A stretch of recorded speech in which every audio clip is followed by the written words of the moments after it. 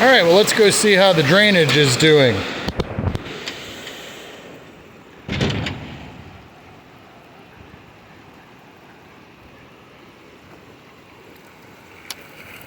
Well, that's not helping.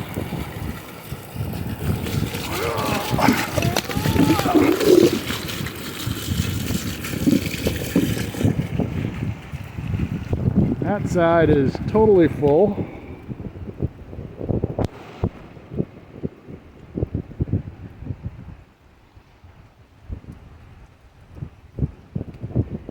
This side is even worse.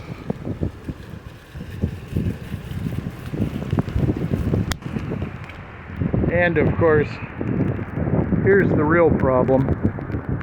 There's absolutely nowhere for this water to go. None.